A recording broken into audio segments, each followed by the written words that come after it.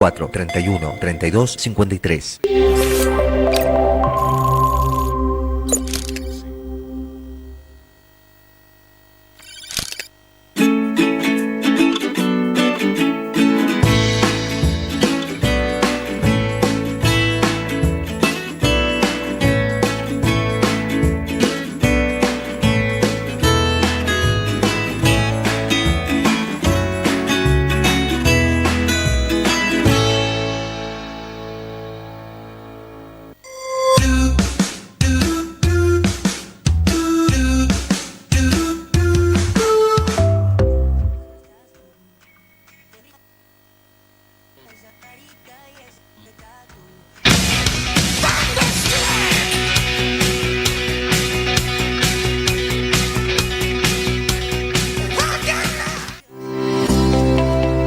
Frente al aislamiento social, preventivo y obligatorio, el Consejo Deliberante de la ciudad de Salta continúa brindando sus servicios a la comunidad a través de nuestras líneas de comunicación.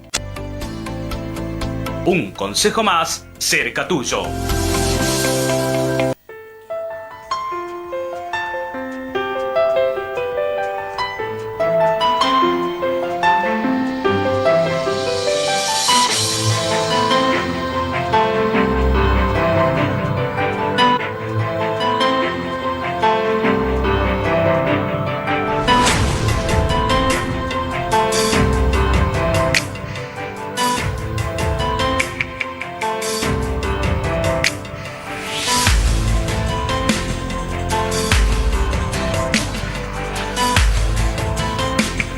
Es momento de volver a nuestras raíces, de recuperar nuestra historia, nuestro sentido de pertenencia y entender que la sociedad lo que nos pide hoy son respuestas a sus problemas concretos y no disputas intestinas o partidarias de nosotros que fuimos elegidos para ello, para solucionar y no para generar más grietas o divisiones.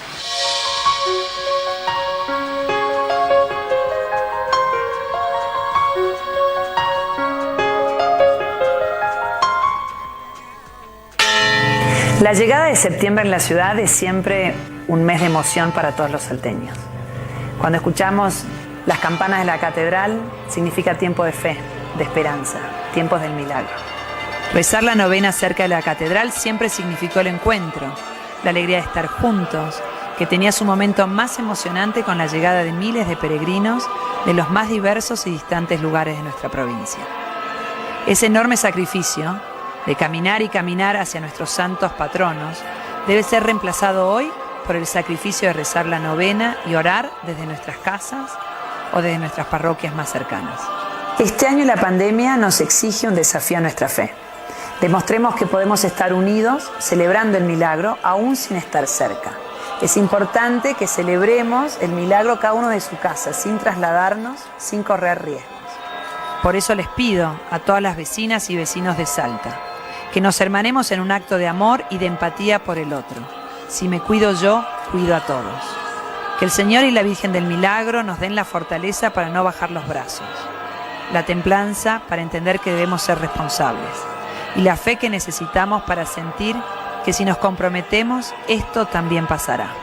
Hagamos la novena desde casa. Es el mayor acto de amor.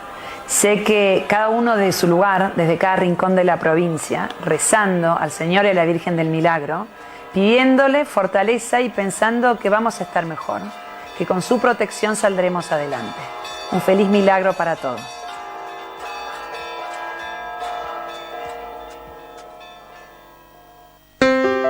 Estamos acondicionando el hospital de campaña. ¿Querés que una de estas camas tenga tu nombre o de algunos de tus seres queridos? Seguramente que no. Entonces, que el virus no te atrape. Quédate en casa. Que el coronavirus pase de largo. Respetá la cuarentena. Tartagal, nuestra ciudad, hoy se queda en casa.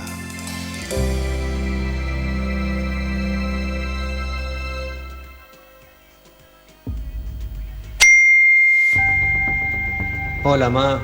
Voy a comer a tu casa con la gorda y los chicos. Hola viejo, che, escúchame, no se olviden que tenemos partido hoy, ¿no? No vayan a faltar. Igual ahí ya. Che, qué buena que estuvo esa ya relé juntada partido acá en anoche. unas canchitas cerca de mi casa. Estaba pensando, ¿qué les parece si vamos Chicas, a tomar ¿cómo unos va? mates en la casa de Fer? Bueno, sigue en pie lo del bautismo de mi bebé. Hola, vos sabés que estoy con fiebre. No sé si avisarle a los chicos que fueron al asado anoche. La pandemia continúa. No organices ni seas parte de reuniones sociales ni familiares. Cuídate. Gobierno de Salta. Gobierno presente.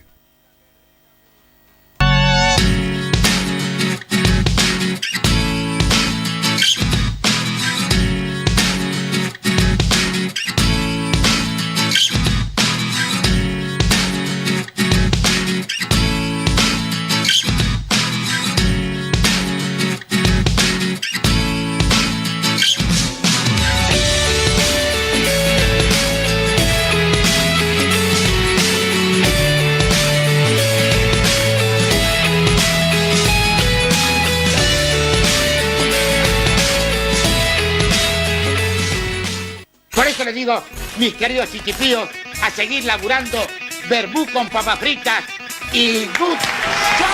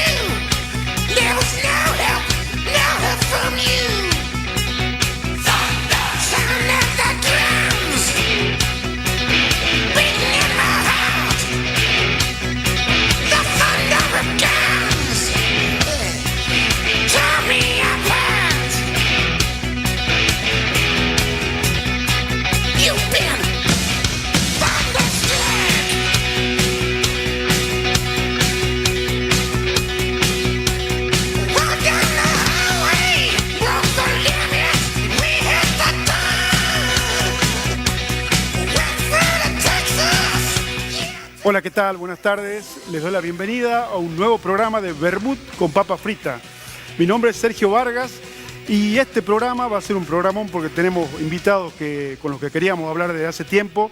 Pero antes que nada, quiero darle la bienvenida a la conductora natural de este programa, que se llama Vanessa López. Vanessa, ¿cómo estás? Buenas tardes. Hola Sergio, ¿ahí me escuchas bien? Perfecto. Bueno, te saludo a vos, saludo a toda la audiencia, a nuestros invitados que ya los veo ahí sentados también.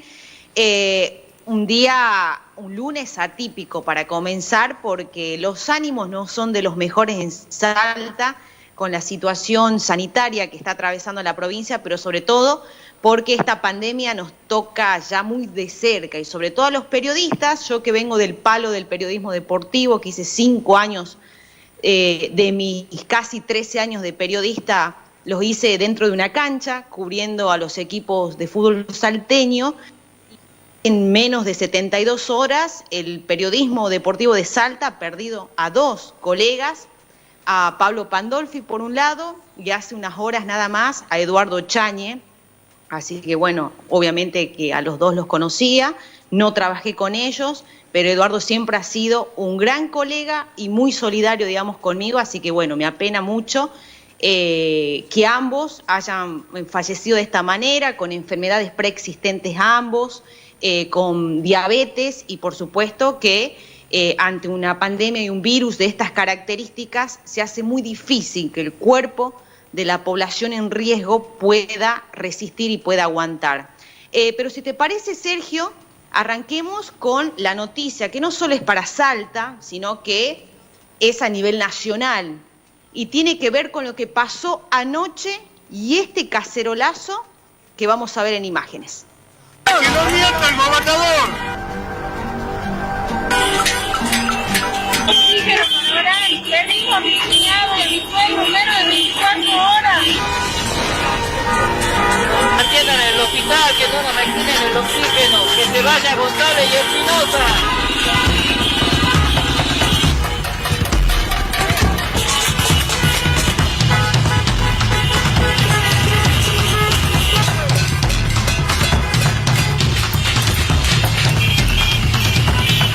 Están pidiendo la renuncia de los políticos de acá. Están dejando morir a los pobres. Ellos se salgan. Queremos la renuncia inmediata.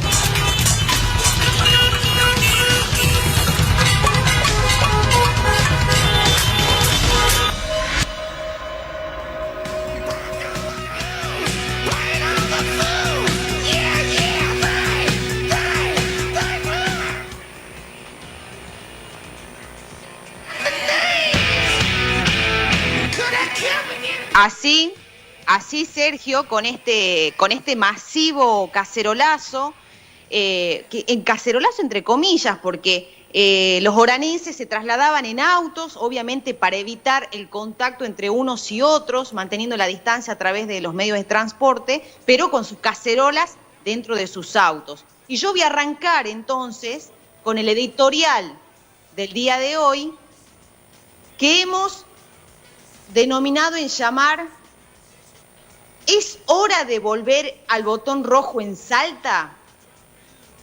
Las últimas 2 semanas en Salta fueron las semanas del terror. La pandemia nos está mostrando su peor cara. Personas muriendo sin la posibilidad de ser atendidas en un hospital público y haciendo cumplir su derecho al acceso a la salud pública, o afiliados de obras sociales caras que mes a mes aumentan sus cuotas, pero cuando se trata de salvarle la vida al afiliado, le niegan la atención en un contexto de pandemia. La burocracia estatal, la burocracia privada, nos muestra también su peor rostro, la de la miseria humana y especuladora. Pero la desidia de los gobiernos peronistas de Salta no termina aquí y no comienza aquí.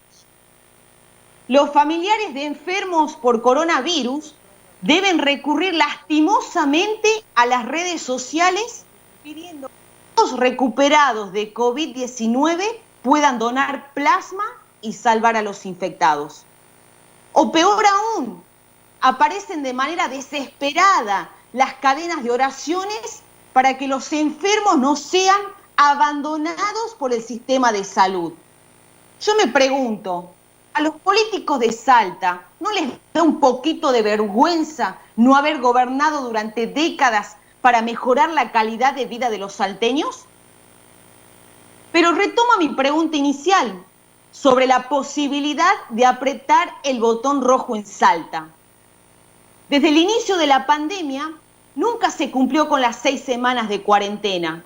Hubo solo 4 y todos los sectores pidieron volver a trabajar. Y el gobierno tuvo que ceder. Hoy, la curva subió aceleradamente y estamos a un punto de colapsar totalmente el sistema. ¿Qué hacemos para no ser Italia?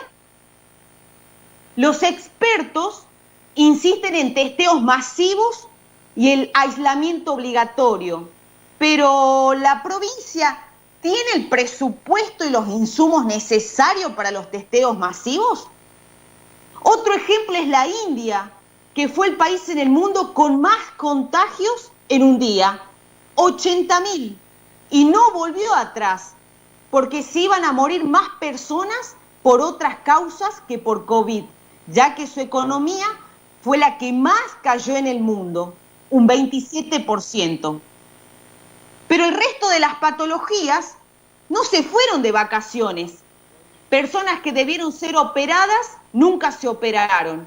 O turnos por estudios de rutinas o tratamientos fueron postergados. Hay muchas enfermedades que no están siendo atendidas. El daño colateral puede ser tan trágico como el coronavirus. Si se considera que las vidas de las personas están en peligro masivamente y si las medidas no funcionaron, ¿hay que cambiar las medidas? La gente no entiende que esté en peligro su vida y la de sus seres queridos. El egoísmo se manifiesta con medidas ya sean duras o flexibilizadas, sumado a la falta de cultura de la prevención. Gobiernos que no previenen tienen como consecuencia sociedades sin conciencia de prevención, sino de atención. Es difícil entonces cambiar esa cultura de años donde, por ejemplo, 18.000 personas se mueren por infarto en la Argentina y siendo el 80% prevenible, es decir, esta cultura de la antiprevención no se modifica de un día para el otro publicitario. El desfinanciamiento de la salud pública es evidente y no se resuelve en 8 meses de gobierno, pero sí se puede repudiar que quienes están en este actual gobierno provincial son los mismos que acompañaron a los anteriores gobernadores, que no solo no hicieron nada por la salud, sino que se robaron las jeringas de las salitas, se robaron las vendas, se robaron los oxígenos y se robaron las camas de los hospitales. Y son los causantes de las muertes de los salteños por falta de atención. No es momento de hablar de candidaturas y de elecciones. Yo lo sé. Pero escuchen bien. A los hijos de puta que se robaron la salud, botón en rojo. No los voten más. Así arrancamos nuestro programa.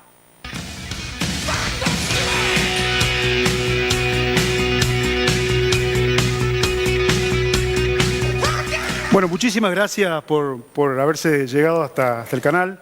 Muchas gracias a los cuatro. Voy a comenzar con la doctora Bettina Saracino. Ella es directora del Centro de Hemoterapia de la provincia. Doctora, cuéntenos cuánto se lleva, cuánto tiempo, digamos, tarda una persona para poder donar plasma. Cuéntenos todo lo que tenga que ver con la donación de plasma.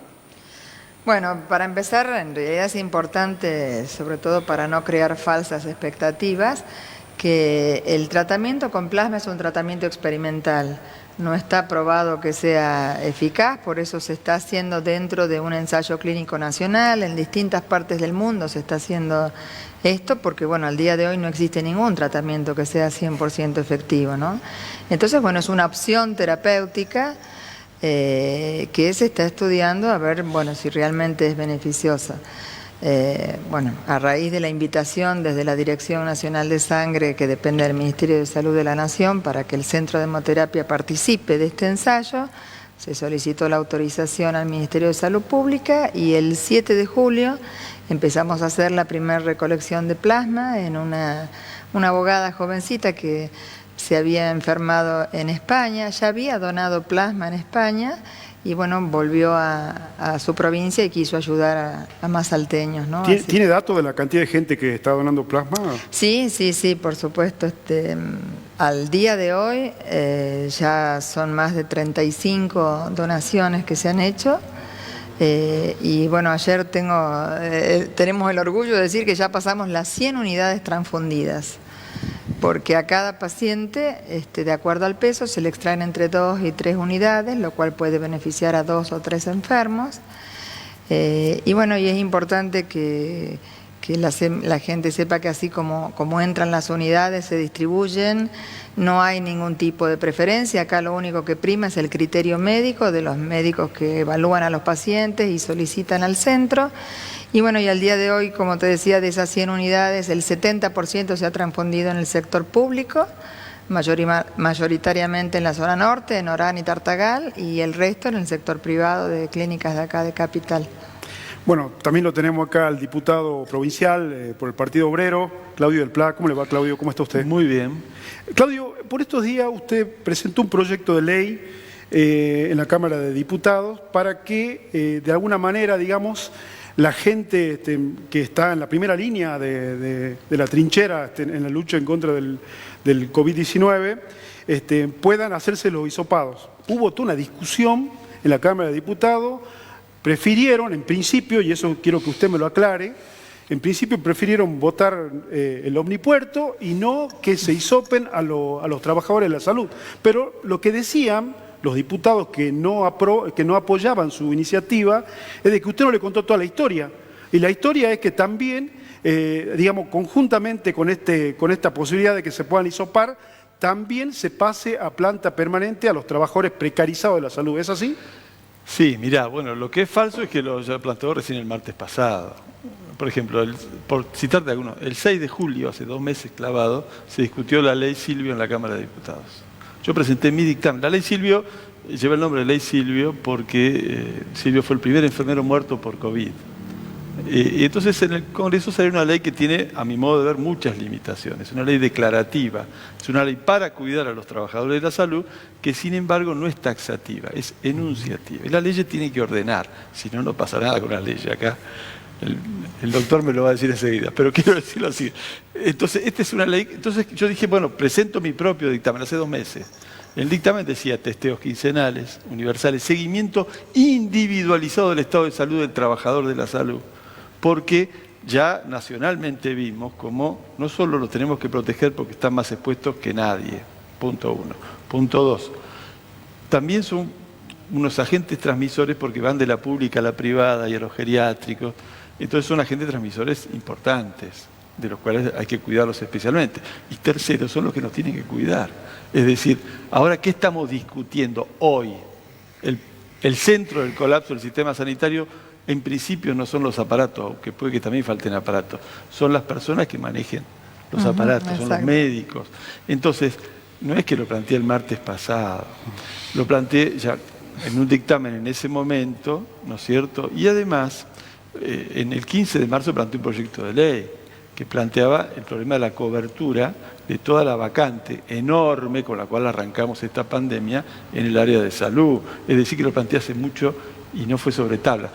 El viernes pasado, antes del martes, vino la ministra, después de 5 meses que no venía a discutir nada. También muy cuestionada porque no dijo nada. ¿Y qué le pregunté a la ministra? Ministra, ¿por qué no testean al 100% de los trabajadores de la salud? ¿Y qué me dijo la ministra? Lamentablemente me mintió. Me dijo que sí lo hacen. Entonces fui el martes a decir, a ver, legislatura de Salta, reclamémosle al gobierno de la provincia, con todos estos antecedentes, que haya testeo masivo, y lo sigo reclamando ahora, y lo voy a volver a plantear mañana cuando se discuta una vez más la ley Silvio, que ni siquiera se terminó de aprobar. Fue al Senado, viene con modificaciones superficiales, cosméticas, y el tema del pase a planta está asociado, y también estaba en aquel dictamen. No es que, a ver, me parece ridículo algunos argumentos de los diputados oficialistas que dicen que votaron en contra porque yo les hice una emboscada, quería que una cosa vaya junto con la otra. Es ridículo. A ver, ellos votaron porque siguen la obediencia de vida de Sáenz. Digámoslo con claridad. Seguimos exigiendo el problema del testeo masivo, ahora más que antes, porque cuando más grave es la situación y el problema más grave del sistema de salud, de este colapso que estamos discutiendo, es la salud de los trabajadores de la salud, ahora resulta absolutamente imprescindible que se haga esto. Que luego voy a volver a plantear mañana. Se lo dije al secretario de Salud, se lo digo a todo el mundo, pero el gobierno sigue actuando con el trabajador de la salud del mismo modo que actuaría con vos o conmigo. Es decir, el mismo protocolo. No puede ser, ¿en qué cabeza cabe que no haya una medida particular, específica? Es de sentido común. Y el tema del pase a planta, 24 horas después de este hecho en la Cámara, salió Sáenz y dijo, vamos a equiparar salarialmente a los que están precarizados con los demás. Sí, lo dejó en Orsaya con lo cual, los argumentos de los diputados que dijeron, del PLA propones cosas que no hay plata para hacer. Falso, porque al día siguiente apareció plata, entonces parece que sí se podía. Me interrumpo un segundito, estoy acá también con, ¿cómo le va, Héctor? El diputado provincial. Muchas gracias por invitarme. Hola, Vanessa. Muchísimas gracias por estar, no, por Héctor. Favor. Héctor, usted en estos días, la semana pasada puntualmente, como dicen los jóvenes, agitó un bocinazo en San Lorenzo, porque se enteró, porque sabe muy bien que se está trabajando en un proyecto de urbanización, Los Maitines, que aparentemente acarrearía un serio prejuicio para los habitantes de San Lorenzo por la cuestión del agua. El otro día, escuchando al gerente de este emprendimiento, que es un ex ministro del gobierno de Urtubey, creo que es Alejandro Cornejo, él dijo que en San Lorenzo no es el problema los maitines, no va a tener problema con el agua por los maitines. Lo tiene porque hace muchísimo tiempo que no se invierte en obra. ¿Es verdad o no? A ver, efectivamente es así. Hace mucho tiempo que en San Lorenzo no se invierte en obras, pero hay que decir esto. San Lorenzo desde hace muchos años viene avasallando al medio ambiente y como consecuencia de ese avasallamiento, con muchos proyectos, uno entra hoy a la avenida San Martín en San Lorenzo, apenas entramos vamos a ver que se está terminando un mega emprendimiento también sobre la avenida San Martín que denota la intención de las autoridades anteriores a esta gestión municipal, como así también la actual, que quieren avasallar sobre el medio ambiente. Y los maitines va a agravar seriamente toda la situación que ya viene agravada por todos estos mega emprendimientos que, repito, tienen un alto impacto ambiental. Pero en definitiva, quiero decir lo siguiente, los maitines sintéticamente está ubicado en zona amarilla, que la Ley Nacional de Protección de los Bosques argentinos dice claramente que en zona amarilla no se pueden hacer urbanizaciones. Es la ley que rige a toda la nación, es decir, es la ley que está por encima de todas las leyes. La ley salteña, como no puede ser de otra manera, siempre salta infringiendo y buscando cómo hacer un entramado de privilegios. La ley salteña permite urbanizaciones, pero aún así, esa permisión que hace la ley salteña, que repito, que es inconstitucional, la ley de ordenamiento de los bosques nativos, esa ley aún así tiene que prever un impacto ambiental bajísimo, lo prevé el impacto ambiental bajísimo, y San Lorenzo bajó las cotas, bueno, hizo una serie de cosas que no solamente va a permitir los maitines, sino también el desmonte de 750 hectáreas al sur de San Lorenzo, pero dentro del municipio de San Lorenzo, que están en zona amarilla y zona roja. Además del alto impacto en los bosques de San Lorenzo, este desmonte que se quiere hacer con los maitines en las yungas, vamos a ver gravísimos problemas. Este emprendimiento va a dejar sin agua, pero literalmente sin agua, a vaqueros, a castellanos y por supuesto con menos agua de la que tiene San Lorenzo. Terrible. Hablando de ley, estamos acá con el abogado, con el doctor Roque Rueda. ¿Cómo le va, Roque? ¿Cómo está usted? Hola, ¿qué tal? Muchas gracias por invitarme. Por favor. Usted presentó, junto con el doctor, su socio, el doctor Coraita, ¿puede ser? Presentó, le presentó una demanda para que los jueces de la Corte blanqueen su sueldo. ¿Qué pasa con los jueces? ¿Por qué no quieren blanquear cuánto ganan? ¿Qué pasó con eso? A ver, aclaro una cosita. El actor, bueno, autor también, el actor es Gonzalo Guzmán Coraita, efectivamente. Él es titular de una organización que se llama Salta Transparente, que desde hace 10 años aproximadamente viene promoviendo el acceso a la información en poder del Estado como un derecho. Que debe ser ejercido y que debe ser... ¿Cómo? Perdón. Una consulta. ¿Fue la misma institución que presentó un recurso de amparo al gobierno de Urtubey? Un montón, varios recursos de amparo. Okay. Al gobierno interior y a distintos poderes. ¿Pero qué pasa con los jueces? Bueno, ¿qué es lo que pasa? En febrero, Gonzalo presenta una nota en la Corte pidiendo que la Corte le informe todos los montos remunerativos, no remunerativos, todos los ítems que componían y todos los sueldos percibidos en total por cada uno de los jueces de Corte durante los años 2018 y 2019. Eso pasa a un silencio absoluto de la Corte. En julio presenta una nota más diciendo, reiterando su pedido, siempre invocando la Ley de Acceso a la Información Pública, a la cual adhirió nuestra provincia el año pasado, sin perjuicio de que sin necesidad de esa ley, de todo modo, esa siempre fue información pública que no tenía por qué negársele a un ciudadano. Usted, para ponerlo bien clarito, lo que se le está preguntando a la Corte es, señores, ¿cuánto les pagamos a ustedes? Totalmente. Nosotros. Entonces, la Corte, ya en julio, cuando Gonzalo le presenta esta nota y le dice, si no me voy a la justicia, dicho de una forma más elegante, pero eso es lo que le dice, la Corte le contesta que por el artículo 38 de la Ley de Acceso a la Información Pública Nacional había un plazo de suspensión. O sea, vagamente le dice que como hace 3 años la ley nacional a la que adhirió irrestrictamente a fines del gobierno de Urtubey, es decir, yéndose Urtubey se puso transparente, a fines del gobierno de Urtubey se aprueba, se adhiere irrestrictamente a la provincia de Salta a la Ley de Acceso a la Información Pública Nacional, que pone a tono, regula, reglamenta este derecho constitucional y convencional, incluso porque es un derecho humano regido por los tratados de derechos humanos, lo pone a tono con los estándares internacionales. La Corte le dice, esa ley del año 2016 tenía una cláusula transitoria que estipulaba una suspensión de 1 año.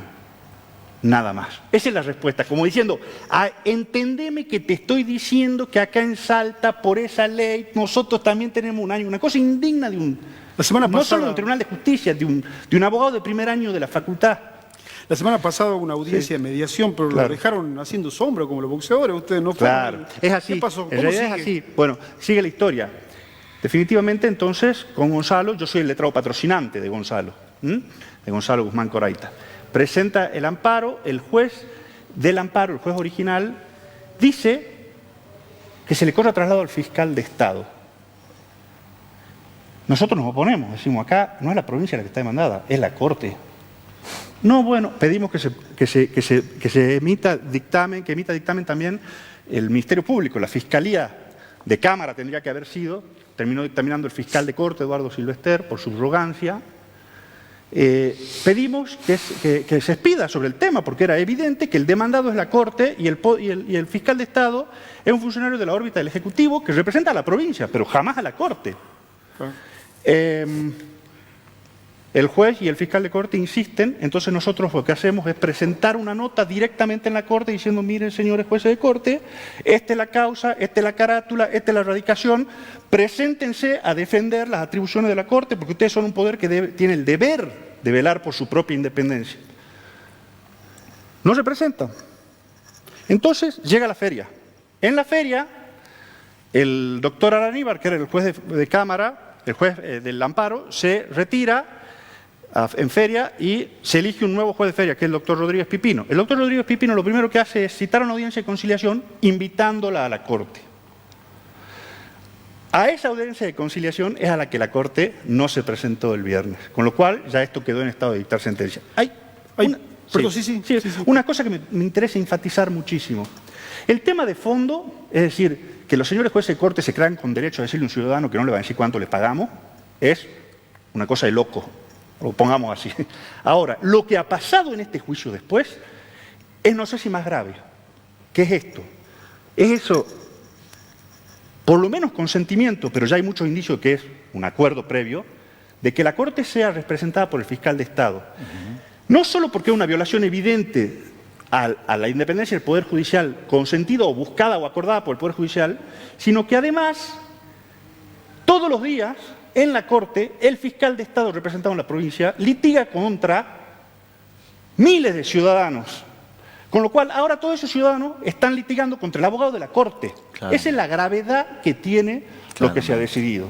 Lo interrumpo un segundito, Gracias. doctor. Seguramente Vanessa querrá preguntarle a los invitados. ¿Sí, no sé, está Vanessa por ahí? Sí, ahí me escuchás, Sergio. Perfecto. Bueno, acá están los Le invitados. quiero preguntar a la doctora Bettina, ¿cómo le va, doctora? Buenas tardes. Hola, buenas tardes. Doctora, no hay que confundir el plasma con la vacuna, ¿no? En primer lugar, porque pareciera que el plasma, con la desesperación que se lo pide, quizás con la falta de información clara y concreta de lo que es y de lo que significa el plasma y el alcance para salvar la vida de una persona, pareciera que hoy sería nuestra vacuna inmediata. Hay diferencias, doctora, quiero que usted lo aclare. Sí, por supuesto. El plasma simplemente es el líquido amarillento de la sangre que en el caso de las personas recuperadas tienen anticuerpos anticuerpos que le permitieron a esa persona recuperarse y que pasados o transfundidos pasivamente a un enfermo puede ayudarlo o beneficiarlo a sortear más rápidamente la enfermedad. La vacuna es distinta, la vacuna es el mismo virus súper atenuado que inoculado en una persona hace que genere sus propios anticuerpos. Esa es la gran diferencia. Bien. ¿Sí? En el plasma Doctora, pasamos los anticuerpos pasivos de otra persona nada más. Bien, ¿quiénes son los que no pueden donar plasma por más que ya hayan tenido obviamente la enfermedad? Bueno, los requisitos son en principio los mismos que para donar sangre, que es cualquier persona de 16 a 65 años de edad, pesar más de 50 kilos, bueno, sentirse bien, no estar padeciendo enfermedades infecciosas, hematológicas, oncológicas, y se suma en el caso para ser donante de plasma, en el caso de las mujeres no tener antecedentes gestacionales, y tanto para hombres como mujeres tampoco haber recibido transfusiones previas. Y por supuesto, sí o sí, y es fundamental, que nosotros hayamos podido detectar en la muestra de sangre que se le toma previamente, que tenga anticuerpos detectables justamente porque es lo que estamos buscando, ¿no? Si no le sacaría plasma a cualquiera y no es esa la idea. Así que por eso en sí la donación de plasma es un poquito más engorroso el trámite que para ir a donar sangre, sencillamente porque primero les hacemos una entrevista telefónica previa, para ver si cumplen los requisitos. Si cumplen los requisitos los invitamos a que se acerquen al centro de hemoterapia a tomar una muestra de sangre donde se va a comprobar que efectivamente tenga esos anticuerpos anticoronavirus y aparte se hacen todos los otros marcadores para las infecciones transmisibles por transfusión que normalmente se le hace a la sangre donada. Y bueno, recién cuando califica efectivamente como donante y de acuerdo a los resultados se lo vuelve a llamar para coordinar el día de la donación efectiva. Y bueno, esa donación se hace particularmente en el caso del plasma a través de una máquina que se llama máquina de aféresis, que tiene la particularidad de separar específicamente el plasma y le devuelve el resto de su sangre. Por eso tarda un poquito más. Una donación de sangre habitualmente tarda 10-15 minutos, en este caso tarda aproximadamente 1 hora. Bueno. Doctora, ¿usted nota una falta de solidaridad de los pacientes que ya han tenido COVID a la hora de buscar plasma o ve buena predisposición y preocupación por el otro de poder donar plasma? Yo lo que creo que hay una gran desinformación y que, bueno, gracias a ustedes y a los medios de comunicación, la gente va entendiendo y se va acercando, porque, bueno, hasta el día de hoy ya entrevistamos a más de 300 personas, o sea que sí realmente la gente se está acercando. Algunos no van por desconocimiento, otros por miedo, y hay algo que yo siempre comento. Hace poco en Buenos Aires se hizo una encuesta de toda la gente que nunca había donado sangre, por ejemplo, y se le preguntó a más de 1000 personas por qué nunca lo habían hecho, y el 90% respondió porque nunca me lo pidieron. Claro. ¿Sí? Entonces, algo tan sencillo como que la gente cree que alguien le tiene que pedir para que vaya a donar, o está esperando que algún familiar necesite, entonces dice, bueno, yo voy, y eso no contribuye para que el Sistema Nacional de Sangre, y específicamente acá en la provincia, pueda dar respuestas en tiempo y forma siempre, que es lo que se necesita. Sí, Vanessa. Diputado del PLA, que ahí lo veo, diputado casi mete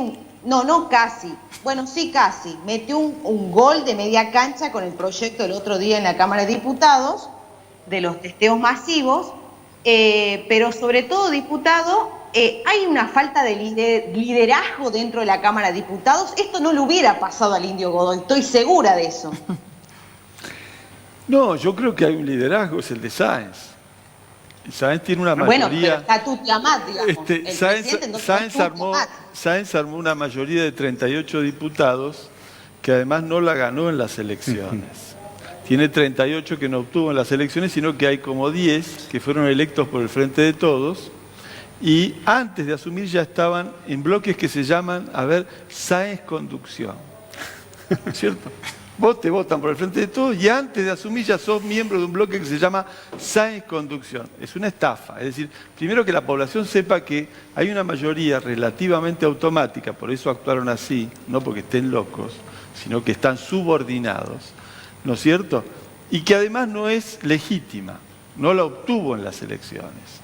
Fue resultado de una cooptación. Al decir del jefe de ese bloque, del que quedó en el Frente de Todos, en un programa de televisión conmigo dijo, el llamado Rana Villa dijo que billetera mata galán.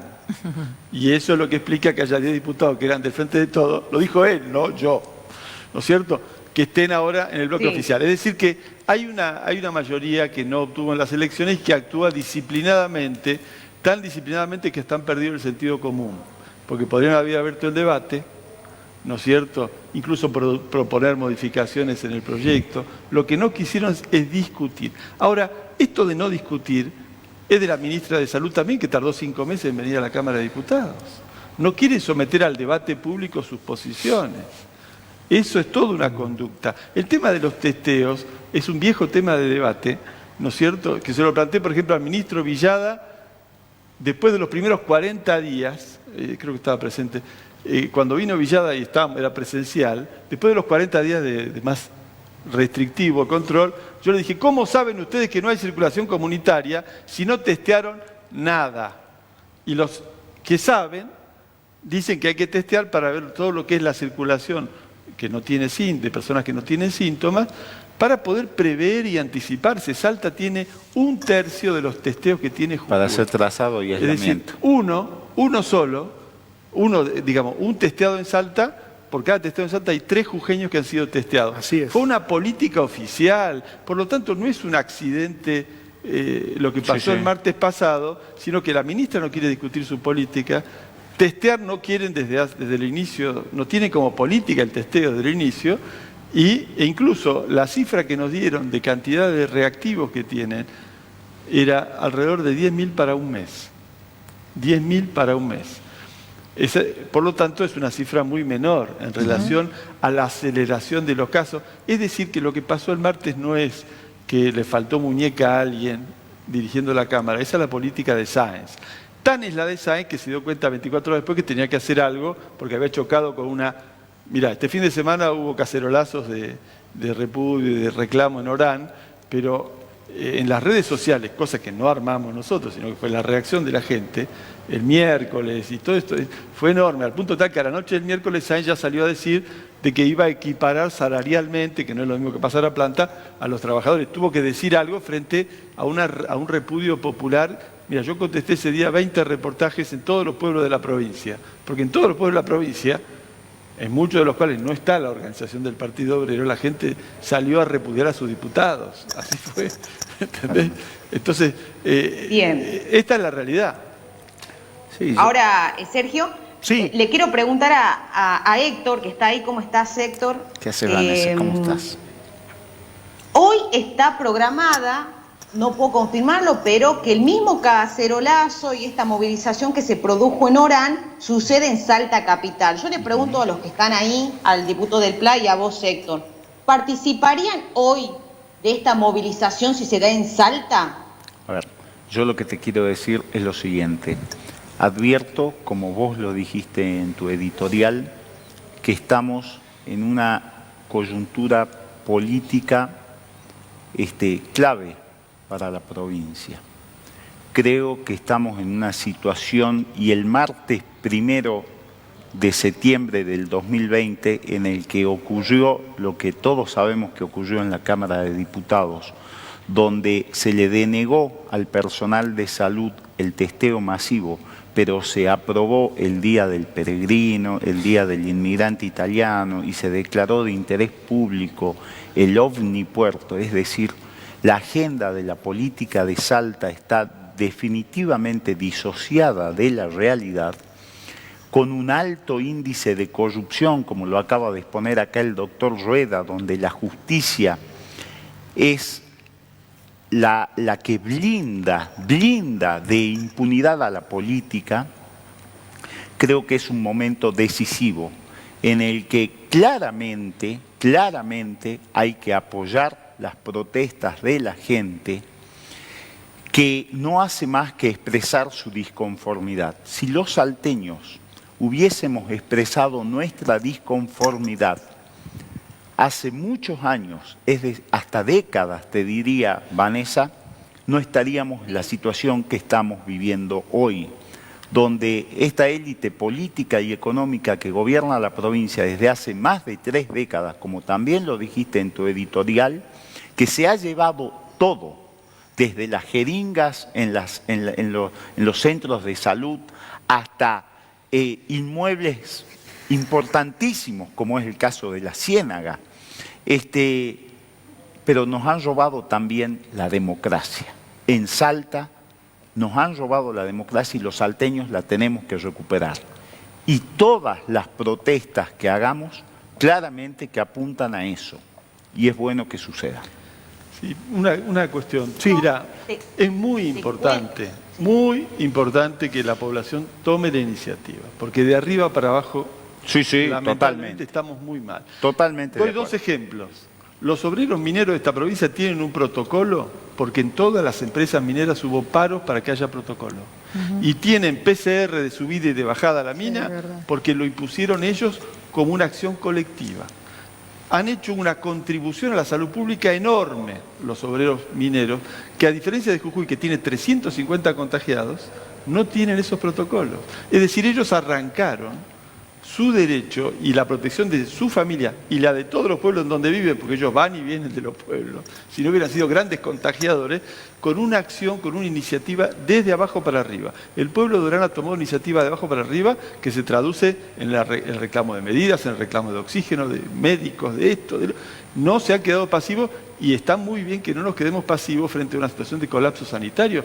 Queremos que se hagan estos testeos masivos a los trabajadores de salud y al resto de los esenciales también. Necesitamos poner más recursos. Nosotros presentamos una agenda completa en la legislatura, pero lamentablemente están de espalda, porque presentamos un proyecto de financiamiento para que las grandes actividades económicas hagan un aporte extraordinario porque nos falta plata.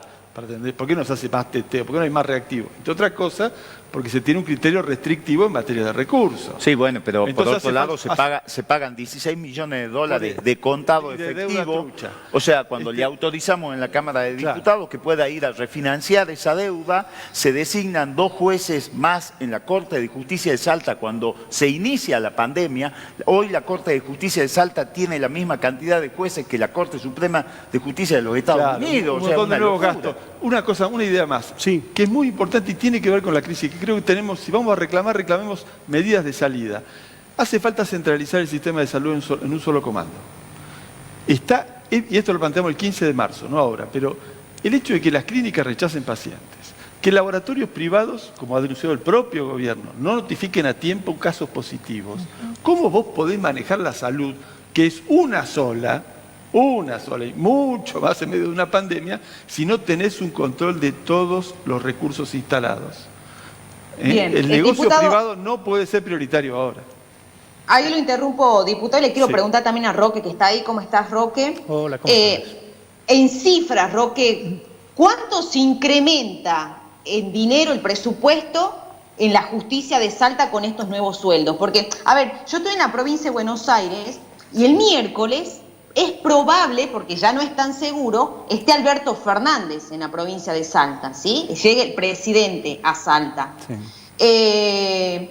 Y la verdad que Axel Kicillof recibió el presupuesto necesario para que hoy la provincia de Buenos Aires no llegue a tener la situación que está pasando Salta. Y acá hace falta también una ley que discuta, por supuesto, la coparticipación más federal de las provincias. No pueden ser que en el interior de las provincias los argentinos se mueran y en la capital y en el Gran Buenos Aires tengan más posibilidades de vida. Sí, en realidad tu pregunta para mí era cuánto se incrementa por los 2 jueces nuevos de corte. ¿Esa es la pregunta? Exactamente. Sí. La verdad te la voy a poder contestar cuando nos contesten los jueces de corte cuánto cobran. Pero sí sabemos que es mucho. Y no solo son los jueces de corte, son los jueces de corte más sus secretarios letrados, más una serie de... Es toda una estructura que cuando se le preguntó al presidente de la corte dijo, nuevamente, no quiso contestar y dijo que no se modifique el presupuesto. Si vos no modificás el presupuesto es que estás sacándole a otra parte, es una sábana corta siempre el presupuesto, en la provincia, en la municipalidad, en el Poder Judicial, en cualquier lado. Entonces, realmente no te lo podría decir. La Corte cuando salió este amparo se apresuró a hacer dos cosas. Una es esconderse atrás del fiscal de Estado y la otra a publicar en su página web una escala de salarios básicos de todos los integrantes del Poder Judicial, incluyendo los jueces de corte. Según esa escala, el salario básico de un juez de corte es 188.000 pesos. Claramente eso no es lo que cobra un juez de corte. Pero vuelvo a decirte que además de eso, cada juez de corte cuesta mucho más que su salario anual para un presupuesto. Claramente. No sé si te contesté. No, sí, está clarísimo, porque esto es comparativo y gráfico, pero muy clarito para la gente que está en este momento. Les cuento que mucha gente está viendo a través del vivo de las redes sociales y gráficamente cuando se imaginan lo que significa en el presupuesto que se destina para jueces, que no era necesario, y cómo está el estado de la salud pública en Salta, ahí nos damos cuenta de las prioridades que tienen los gobiernos. Sí, exactamente. Y ya que me has habilitado haciendo una pregunta un poco más amplia, realmente, estando dos legisladores, realmente acá la falencia, y no es culpa de estos dos legisladores porque son de la oposición, es la legislatura. La legislatura, la verdad es que no ha aparecido. Todo desde hace... A ver, se han dictado... la provincia de Salta está regida por dos DNU, por un DNU que creó el COE. Exactamente. Y así, eso es la nueva estructura constitucional de la provincia. Exactamente. Y eso ni siquiera ha querido ser tratado en la legislatura. No digo por los dos legisladores que están acá, que me imagino que habrán hecho el intento, pero el DNU termina siempre, porque lo dice la Constitución, en un tratamiento por la legislatura, y la legislatura es la que dice sí o no. Y si no dice nada la legislatura en los 90 días hábiles, si no recuerdo mal que les da la Constitución, eso queda convertido en ley. Bueno, la ley que ha quedado convertida en ley dice que una reunión de ministros que se llama COE, yo no voy a discutir ni sus intenciones ni su gestión, porque yo no estoy cumpliendo una función política, pero constitucionalmente no pueden decidir la vida de todas las personas una reunión de ministros. No lo podría decidir ni siquiera el gobernador, porque no tiene atribuciones para eso. No, y no solo esto, yo les cuento a ustedes que están Pero ahí lamentablemente sentados. eso es como se viene gestionando y uno a veces tiene miedo incluso de cuestionarlo porque es la manera en que la provincia está tratando de resolverlo, pero la que ha faltado acá es la legislatura. Ahora, vos sabés que hace es la 3 legislatura. semanas que el COE no se reúne. Y si no se reúne el COE, que según vos tiene, y es cierto, esta especie de suma del poder, ¿quién decide? Decide Sáenz. No, y la vaciaron a la legislatura. La vaciaron. Ni siquiera van los representantes. Nosotros planteamos que este es uno de los problemas muy delicados, porque queremos comités donde los trabajadores de la salud tengan una participación determinante, porque hay muchas cosas que se decir diariamente, y tiene que estar la gente que sabe. Ayer hablé con un médico de Güemes, y el día 15 del desarrollo de esta pandemia, yo convoqué de la Comisión de Asuntos Laborales una reunión de médicos, ¿te acordás? La hicimos en un patio y vinieron médicos de 4 o 5 hospitales, los que habían estado reclamando. El oficialismo no vino a escuchar a los médicos en aquel momento. ¿Y qué decían los médicos? Varios eran infectólogos. Decían que de los 22 miembros de la Asociación de Infectología en Salta, de esos miembros no había nadie en el COE. Ayer hablé con los de Güemes. ¿Y qué me dicen? ¿Cómo es el COE de Güemes? Me dice, yo soy infectólogo. Los que están en el COE de Güemes no están los especialistas de infectología. Entonces, después vos ves que hay una gestión ya no de recursos, sino hasta técnica, que hace agua por todos lados. Entonces, bien, no va. No va absolutamente. Sergio, ¿te parece que los hacemos descansar segundos nada más nuestros invitados, que no quiero que se vayan? Porque evidentemente hoy la sociedad salteña está pendiente de lo que va a pasar en Salta, porque es delicada la situación sanitaria, y me voy a saludarlo de paso a alguien que está conociendo muy de cerca la situación de los trabajadores de la salud en las distintas provincias, y es a Hugo Cachorro Godoy, el titular de ATE Nacional. Ya está en comunicación con nosotros. Hugo, ¿cómo le va? Buenas tardes. Sergio Vargas, Vanessa López los saludan. Hola Marisa, buenas tardes. Vos sabés que escucho muy mal.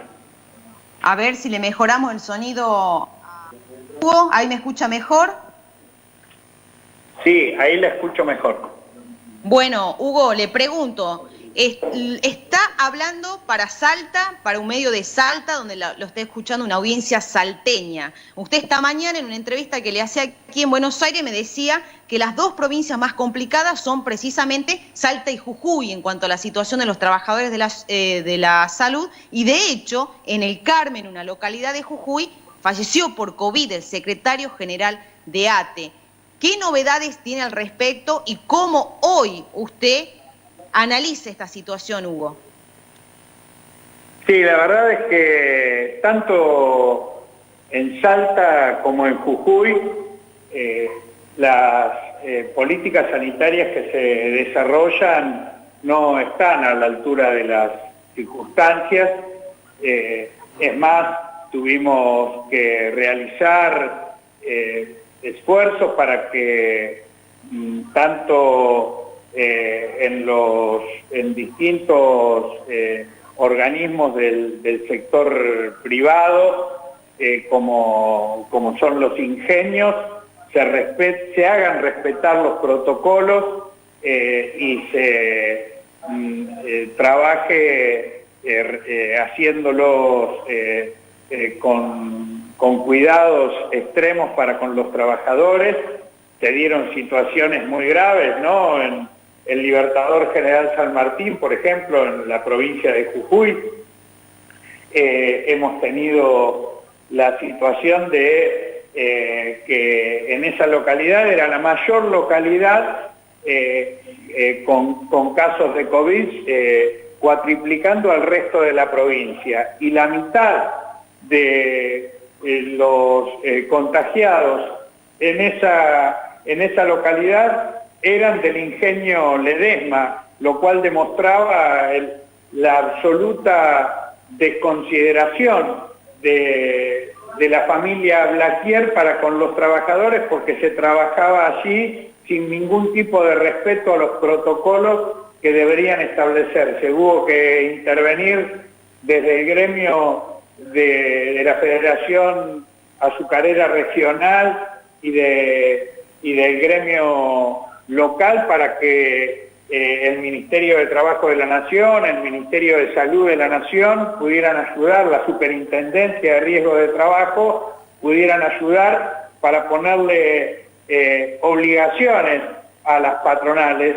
De la misma situación se generan situaciones en la provincia de Salta y bueno, de hecho en la localidad de Orán se han dado protestas y reclamos ante la falta de respuesta, la renuncia inclusive del intendente de esa localidad, cuando en realidad los problemas no son municipales, son de falta de políticas provinciales, porque se siguen aplicando las políticas de los tiempos del neoliberalismo y no se respetan las pautas y los criterios que se vienen planteando desde el Ministerio de Salud Nacional. Ahora, Hugo, usted me decía otra cuestión. Estamos en un punto a donde los médicos, ya sean los terapistas, ya sean los médicos de ambulancia, ya sean todos los que están en el primer frente de ataque contra la pandemia, ya están cansados, están agotados. Y usted me decía, ya ni con guita se puede, incentivar a estos médicos poniendo el cuerpo ante esta situación. Bueno, el salario de esos trabajadores es un salario que viene retrasado desde hace años y cobran verdaderamente salarios muy bajos y hay mucha precarización. Esto con claridad lo venimos planteando. Lamentablemente, agregada a esta situación que ya de por sí no era buena, hay un agotamiento de 6 meses de estar atendiendo la emergencia con toda la carga que eso significa en términos de esfuerzo físico, de esfuerzo psíquico, de contención emocional para con los familiares, los pacientes, con la propia familia del trabajador, de la salud, para quien está el riesgo permanente de uno ser el transmisor del contagio, por lo tanto multiplicando los cuidados dentro del hospital y fuera del hospital, o sea, un nivel de entrega, de dedicación, de esfuerzo físico y psíquico que no se corresponde con el reconocimiento que deberían tener por parte del gobierno o de los gobiernos provinciales, en este caso para hablar de estas dos provincias,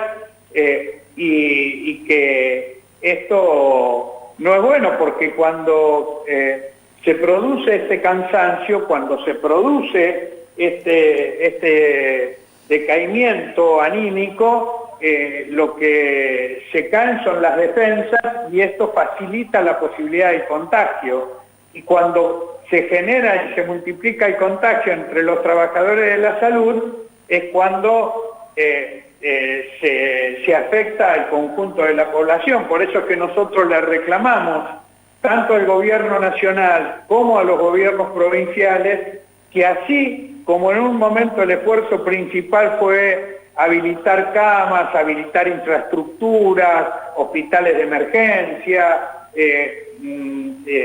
respiradores, comprar respiradores, etcétera, etcétera, camisolines para el cuidado personal.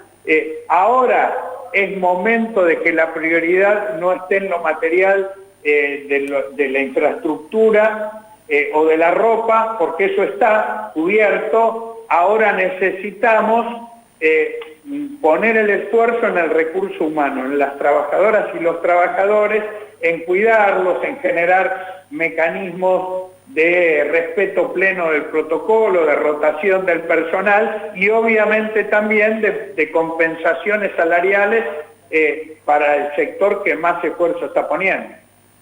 Bien. Hugo, le agradezco muchísimo por este contacto con Salta. Muy buenas tardes.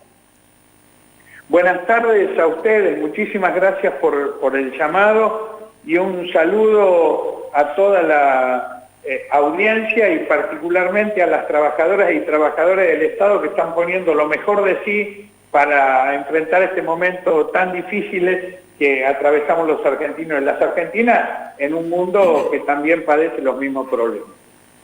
Un abrazo, Hugo. Hasta luego. Gracias. Seguimos con vos, Sergio. Bueno, por estos días, por estas horas se conoció de gente que prácticamente fue abandonada porque no había lugar en los hospitales y demás. Da la sensación que este gobierno no tiene un equipo, no tiene un rumbo. No sé cuál es la percepción de ustedes, pero me gustaría, no sé, Claudio, que me cuente su percepción y también preguntarles si usted cree que el gobierno está mintiendo o nos viene mintiendo respecto de la capacidad operativa de la salud pública en Salta. Bueno, a ver, mira, varias cosas, ¿no? La primera es la siguiente, sí, personalmente a mí me llaman del lugar de trabajo, me llama gente enferma que no logra que la atiendan a tiempo. Por ejemplo, he recibido el sábado de la noche quejas de gente afiliados al IPS y que habían llamado a una clínica, habían seguido el protocolo del IPS, entonces yo llamé a la clínica y te atiende un contestador, digo para graficar cómo estamos. Y el contestador entonces dijo, soy el diputado tal, llamo porque hace 3 horas llamó la paciente tal, afiliada número tal, bueno, hasta el domingo no la he venido a ver, aunque intervine yo y todo, es decir, los mecanismos están saturados. Hoy vi un informe de que una clínica recibió 200 llamadas en 1 hora, es decir, que hay un estado también de una demanda gigante de atención de parte de la población, pero seguramente si analizamos más finito vamos a encontrar que sigue dominando un criterio no de salud pública en general, sino de selección de pacientes y demás, que es muy común que ocurra en las condiciones normales, donde determinados pacientes que son menos rentables terminan en el hospital público y determinados pacientes que ofrecen mejores ganancias a la clínica privada terminan en la clínica privada. Esa es la lógica del sistema privado de salud, ¿entendés? Entonces eso no cambió. Eso debería haber cambiado desde el día 1 de la pandemia. Un solo mando, trabajadores de la salud interviniendo, el interés público por encima de cualquier interés privado. Esa era una política que nosotros reclamamos con un proyecto de ley el día 15 de marzo. Y se la planteó Romina del Pla al presidente de la Nación en la Casa Rosada, que recibió en ese momento, en esos mismos días, como diputada nacional del Partido Obrero, fue y le hizo este planteo. Eso no ha ocurrido. Ginés dijo que iba a ocurrir y después dio marcha atrás. Un asunto clave de política de Estado. para mejor optimizar, porque tiene que ver con este problema si se abandona a alguien. Queremos todos los recursos para una sola salud pública hasta que termine la pandemia por lo menos. El gobierno tendría que tomar esta medida y no la toma, por eso lo que hay, que es insuficiente, incluso se administra de manera irracional, es decir, no siguiendo la lógica del interés público. Yo te voy a contestar precisamente lo que le ¿Por qué cree usted, Héctor, que el gobierno sigue sosteniendo a una ministra que no está a la altura de las circunstancias? A la ministra de Salud me refiero. Porque es un gobierno con una alta carga de soberbia y de autoritarismo. No me cabe la menor duda. Y que hoy el gobierno se encuentra, no solamente el sistema de salud lamentablemente se encuentra desbordado, sino también el gobierno. Y precisamente a lo que decías recién, Sergio, si el gobierno oculta información, claramente que el gobierno de la provincia de Salta está ocultando información, no solamente a los ciudadanos, sino a los diputados, a los legisladores de la provincia. Esto es gravísimo y la oculta la información. Porque también se percibe esto, por ejemplo, en el tema que ustedes están llevando adelante, hay como un blindaje para que no trascienda este pedido que, por ejemplo, usted y el doctor Coraita le están haciendo a la justicia salteña. Bueno, ¿Es la percepción que tiene, doctor? Sí, bueno, la opacidad de la justicia, digamos, opacidad en el sentido de opaco. Digo etimológicamente que se entienda lo que quiero decir. Es que el idioma castellano es muy rico en expresiones. Y en el idioma salteño opacidad significa muchas cosas. Entonces, no, la verdad es que no es de ahora, no es de ahora. Lo que pasa es que se ha incrementado mucho en los últimos tiempos. Yo no quiero poner, pero calculo que... A ver, en los últimos 2 o 3 gobiernos provinciales el proceso de deterioro institucional de la justicia fue increíble, increíble, increíble. A ver, de hecho, hoy tenemos sentado en la presidencia de la Corte de Justicia al apoderado del Partido Justicialista. A ver, ese dato, uno diría, bueno, pero puede ser brillante el apoderado del Partido Justicialista. Bueno, cada uno tendrá la opinión que tenga, pero la verdad que ese solo dato ya te muestra qué es nuestra justicia. Después tenemos, hagamos este paralelismo, podés hacer la integración última de los jueces de corte, podés hacer un paralelismo con la integración de la CAP del Partido Justicialista, que de alguna manera es lo que decía recién el diputado del PLA. La gente que se ha presentado separada en las elecciones está juntita después de que termina la elección, y eso viene pasando ya hace, por lo menos desde que llegó Urtubey, por lo menos.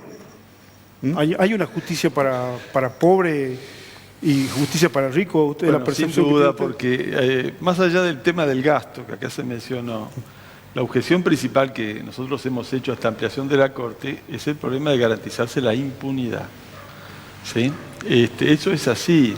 En el país hay un debate sobre la cuestión judicial que tiene que ver con la impunidad por un lado y con la intervención de la justicia en los conflictos de patrimonio por el otro. Es decir, estamos en una etapa de grandes quiebras, descomposición económica, y entonces quieren controlar la justicia para que las decisiones judiciales favorezcan a un bando o a otro bando. Quieren controlar la justicia para que la justicia le dé impunidad a unos o a otros. No hay ángeles en esta competencia. Entonces, es un tema extremadamente grave que tendría que ser del interés popular. Todo esto son maniobras donde aparte está toda la colonización de una parte de la justicia por los servicios de inteligencia, que hacen que los fallos vayan para acá, vayan para allá, que la justicia, que por ejemplo que la policía sea un apéndice de la justicia para desviar causas judiciales, para plantar pruebas, como en la francesa y en otros casos. Es decir, tenés un problema muy serio con la justicia que va mucho más allá de lo económico, que por supuesto también estamos muertos de hambre, digámoslo así.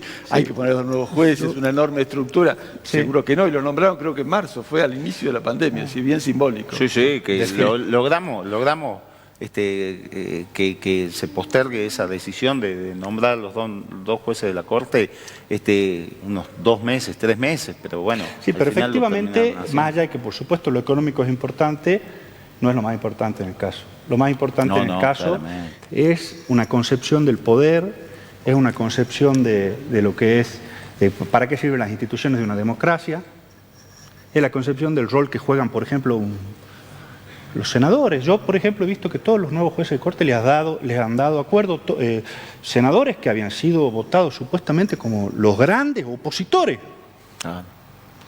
Y sin embargo, dieron los acuerdos, sin ningún problema, están para eso.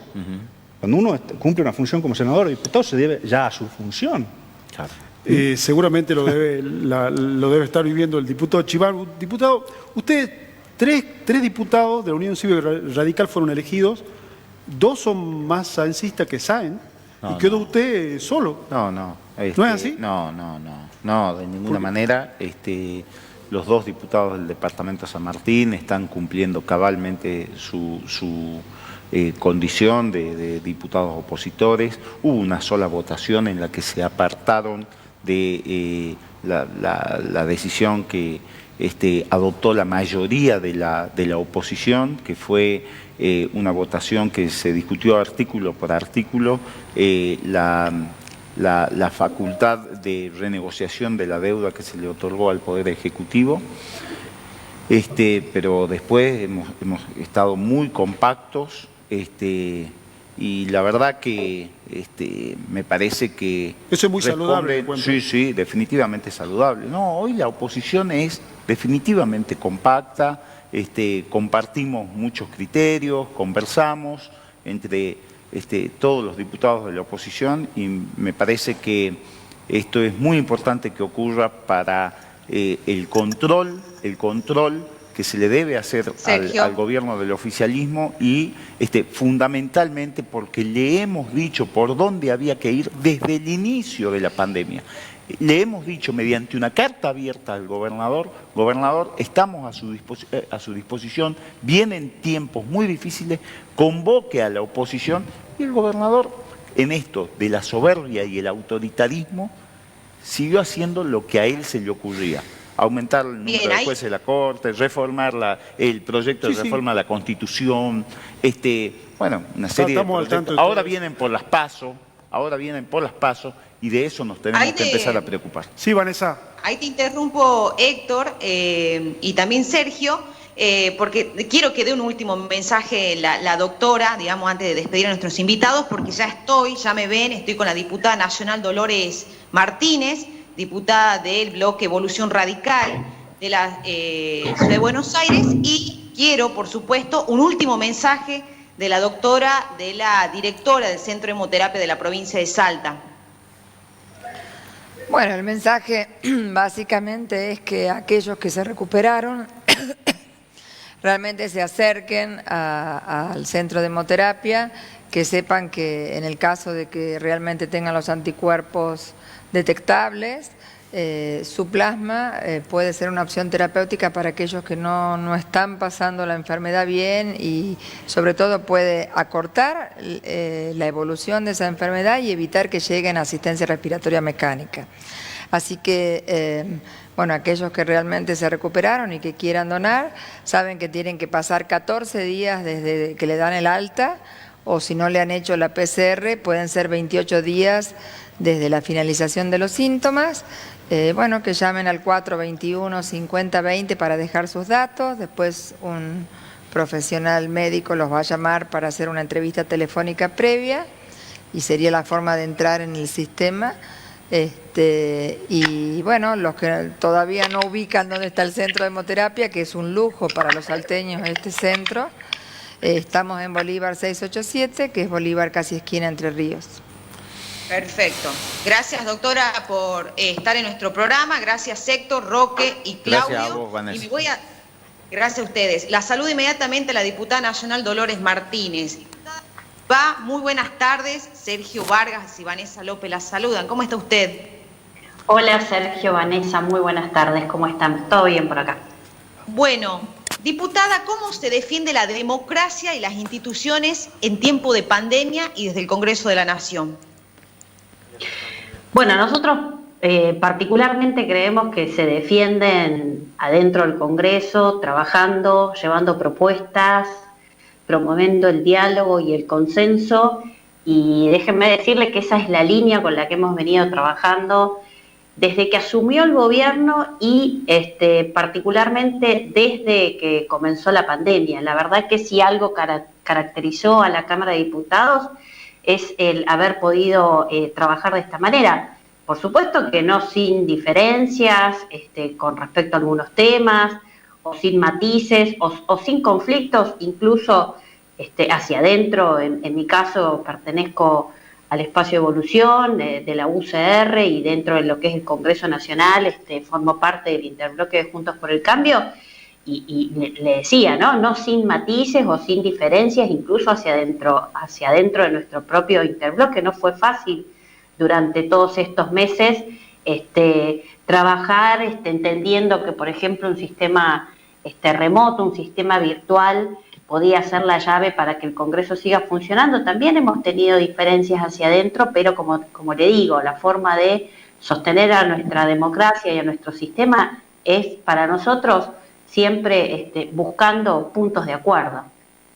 Diputada, a lo largo de este programa que estamos llevando en este lunes atípico y doloroso para los salteños, le cuento, porque las cifras más aceleradas del COVID se están dando en el interior del país y está casi a la par de Jujuy. Entonces, los salteños y todo el interior está sufriendo mucho las consecuencias de esta pandemia. Sin embargo, uno ve que es hora de que se discute una ley de coparticipación más federal, teniendo en cuenta que la provincia de Buenos Aires quizás sea la provincia que va a llegar de la mejor manera al pico, no sabemos si ahora, si después o más tarde, al pico de contagios, pero esa preparación que hoy tiene la provincia de Buenos Aires, la ciudad de Buenos Aires, no la tienen las provincias del interior, diputada. ¿Qué piensa sobre sancionar una ley de estas características? Bueno, pienso principalmente que, la pandemia no ha hecho más y otra cosa que profundizar los problemas estructurales que tiene la Argentina, ¿no? Siempre decimos que se han desnudado de alguna manera, de una forma más descarnada, los problemas que ya venimos lamentablemente arrastrando como país, como Estado, los distintos gobiernos que han ido pasando en estos últimos años de democracia, y ahí ubico al tema de la coparticipación, ¿no es cierto? Digamos, es un tema que es estructural, un problema estructural que tenemos, y una deuda, si se quiere, que la reforma del 94 de la Constitución y en adelante no hemos podido tener la suficiente madurez política para llevar este tipo de discusiones al ámbito del Congreso Nacional, como tantas otras, que por eso lamentablemente nuestro país siempre termina, ¿no?, envuelto básicamente en problemas como cíclicos, ¿no? A veces son como déjà vu que vivimos. Sí, por supuesto que considero que es necesario dar ese debate, porque efectivamente nuestras provincias tienen dificultades respecto a cómo se distribuyen los ingresos nacionales, y porque nosotros vivimos en un país muy desigual, en varios aspectos, ¿no? Uno lo ve en los aspectos de salud, en los aspectos de educación, en los aspectos que están relacionados con el mundo laboral, y entonces, por eso una ley de coparticipación federal sería muy importante para tratar de morigerar ese impacto negativo. Tenemos un país diferente, ¿no? Diferente regionalmente hablando, digamos, geográficamente hablando, digamos, tenemos muchas situaciones que hacen a que nosotros tengamos este tipo de desigualdades, ¿no? Poblaciones o, digamos, ciudades o provincias superpobladas, otras provincias que están pseudo habitadas. Entonces, efectivamente necesitamos este tipo de políticas y un Estado más inteligente que efectivamente sepa recaudar bien y distribuir aún mucho mejor, para saber a dónde están las prioridades que son básicas para poder empezar a tener un país más desarrollado. Diputada, ¿usted nota en el último tiempo un discurso confrontativo del presidente Alberto Fernández, del gobernador Axel Kicillof, en cada conferencia, en cada nuevo anuncio, al decir y hacer referencia a que en los últimos 4 años no se hizo nada? Esto también genera que se profundicen las diferencias, la grieta, y por ahí cuando se trata de dar un mensaje de unidad entre oposición y oficialismo sobre la pandemia, pierde seriedad también hacia la sociedad. ¿Es un discurso confrontativo que están teniendo en el último tiempo? Bueno, lo que está pasando últimamente es que de alguna manera esa cuestión o esa imagen que daba, ni siquiera era una imagen, a ver, le diría más específicamente yendo a cuestiones más tangibles, ¿no? Por ejemplo, datos. Si uno miraba la agenda de temas que impulsaba el oficialismo en el Congreso de la Nación, más específicamente en el Senado de la Nación, donde está la vicepresidenta Cristina Fernández de Kirchner, uno miraba una agenda más vinculado al pasado, ¿no? El tema de la justicia, el tema de los medios de comunicación, digo al pasado respecto a ese discurso tan identitario del kirchnerismo, ¿no? Contra los medios de comunicación, contra los ricos, digamos, todo ese discurso más ideológico. Uno veía un poco esa agenda, cómo se iba desarrollando más que nada en la Cámara de Senadores. Cuando miraba a la Nación y miraba al presidente de la Nación, miraba a un presidente que se había puesto al hombro la administración y la lucha contra la pandemia de la mano de los gobernadores. De hecho, él siempre repite eso y siempre ha sido muy bienvenido esa imagen de el presidente tomando las decisiones junto a Rodríguez Larreta y a Axel Kicillof. Entonces, sí, ahí uno miraba dos cosas, ¿no? Ahora, en el último tiempo es cierto que a medida que ha ido avanzando la pandemia y que lamentablemente, digo, en la Argentina no le estamos encontrando la vuelta, yo considero sí efectivamente que esa bifurcación de discursos o de agendas que había en el gobierno nacional empiezan de alguna manera a confluir, a ser uno solo. El ejemplo más tangible es el envío del proyecto de la reforma judicial al Congreso de la Nación por parte del propio presidente de la Nación. Entonces, uno puede entender que efectivamente en el último tiempo se ha ido un poco radicalizando o si se quiere, de alguna manera virando hacia la ala dura de la coalición gobernante, que es el kirchnerismo, todo el discurso oficialista. O sea que hay un ala de la oposición diputada que quedó dolida por la reforma judicial, por la forma en la que se llevó adelante la discusión.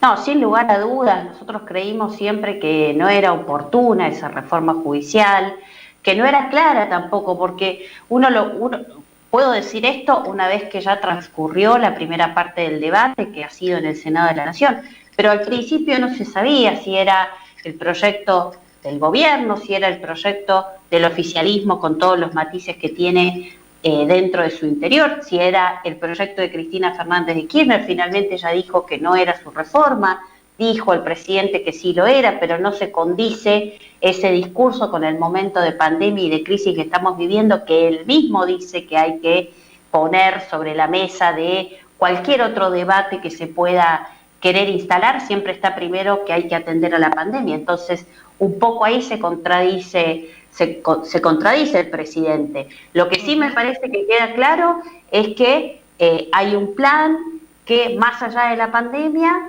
el gobierno quiere llevar adelante. Creo que está en todo su derecho. Ahora, así como está en todo su derecho llevar adelante sus políticas o aquellas cuestiones que les parezcan prioritarias, también es importante que ese derecho se ejerza en el marco de la legitimidad democrática, la legitimidad que tienen los acuerdos y los consensos. Entonces, diputada, me parece... Sí.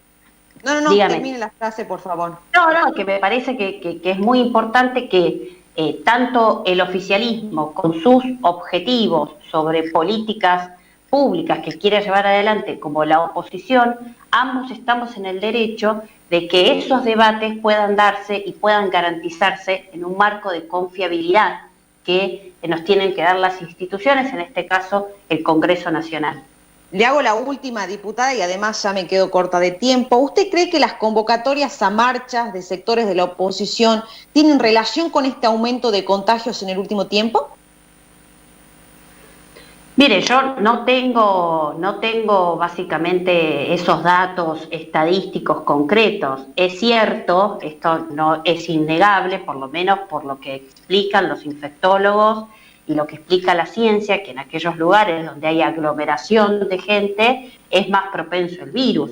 También es cierto de que es importante de que si se dan esas manifestaciones, entender por qué se dan, porque si efectivamente la gente cree que no están garantizados sus derechos y que hay cierto avasallamiento de quienes tienen la responsabilidad de gobernar, no quedan demasiadas alternativas. Entonces, sí me parece que mientras se haga en el marco del respeto sobre todas las políticas sanitarias, bueno, me parece que son manifestaciones que deben ser atendidas por el gobierno nacional y por la oposición, por ambos, porque yo creo que cada uno con sus responsabilidades tiene que ser consciente de el timing, digamos, o de alguna manera el humor, ¿no?, que está transcurriendo en nuestra sociedad, porque es muy importante para que estemos todos absolutamente legitimados en lo que hacemos.